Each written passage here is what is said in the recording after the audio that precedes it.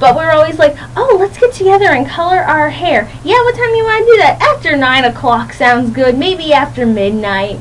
I have had 5 people at my hair, and all except my friend Valco, we were all coloring our hair at 3 in the morning. It was 3 a.m.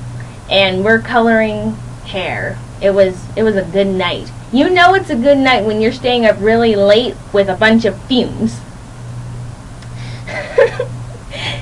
And don't get any, if you're going to color your hair red, here's a suggestion. Don't be buying anything that can get stained, especially anything white. You know, marbles, sinks, shirts, walls, tile, anything like that. Because unless you see it right when it happens and are able to swipe it away, you're going to have problems and possibly an angry mother. You don't want an angry mother at 3 in the morning. Actually, it was closer to 4 in the morning when that particular incident happened, but still. It's just not something you need to go through. If you're going to color your hair blue, here's a suggestion. Don't. Unless you plan on coloring it back really, really soon, blue it looks really pretty for the first day or so, but blue washes out, and when purple does this too. When they wash out, if you have washout colors, or if you just have colors that are supposed to gradually fade away to your natural color, they will color your hair gray. If it's purple, it'll look like a lavender gray, and if it's blue, it'll look like a blue gray, obviously.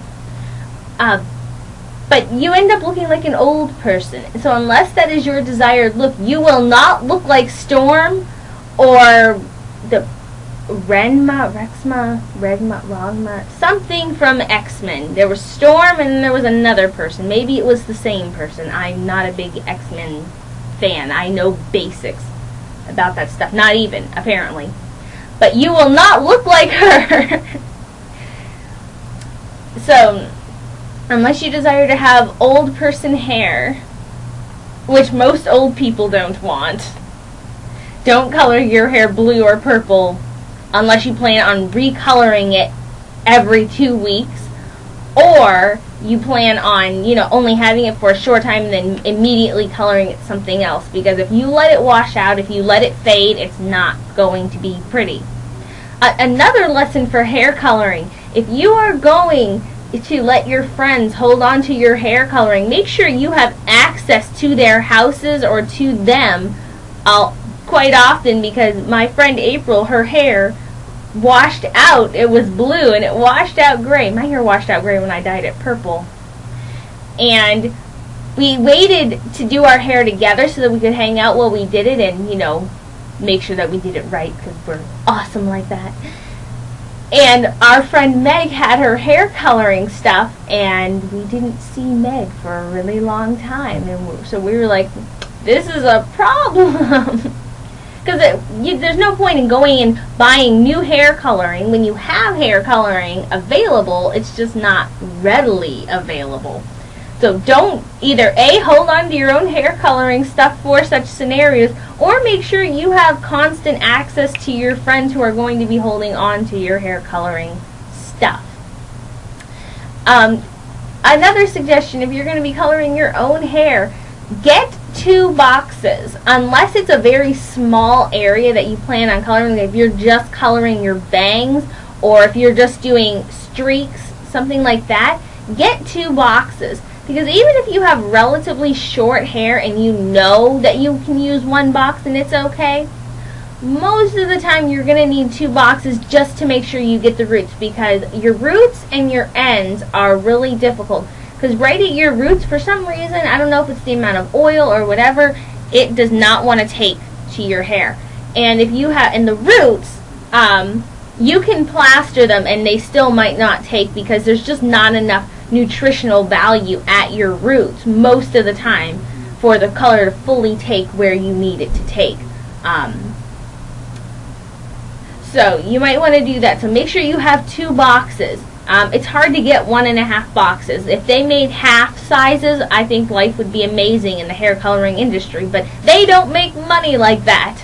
So make sure you get 2 boxes unless it's a relatively small area that you're covering. Because even hair that's just shoulder length or neck length, you're going to need 2 boxes. Unless of course, like I said, you know how you've used 1 box before and your hair has been fine.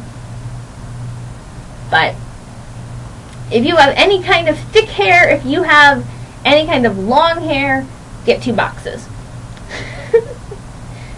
Hair coloring advice by FCA. I like coloring my hair. I do have another suggestion. If you're going to be coloring your hair and you want to color them wild colors like turquoises, blues, purples, pinks, anything like that, make sure the establishment in which you work is okay with you coloring your hair like that. I had another friend who colored her hair. She didn't even color her whole hair. It was just like a streak, like a side streak of her bangs that was turquoise. And she works at GameStop. And her GameStop supervisor told her she had to take it out because it was inappropriate. You're in the gamer world. They can handle a little bit of turquoise in your hair, is my one, thing. And 2, I don't understand how your hair color, it's the same thing with tattoos. Now, I don't have tattoos, but when it comes to the work industry, as long as it doesn't have like a curse word or, obviously if you are going to be near a Jewish temple, it's probably not a good idea to have, the Nazi sign on your arm. But tattoos and hair colorings and piercings, I don't really understand how those affect your ability to do work. I mean, the only possible argument that I don't even think is very strong that you could have for that is if you are,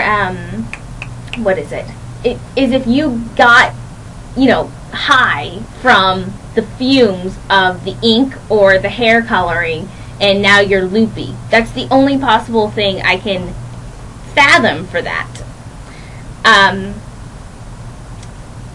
What was I saying?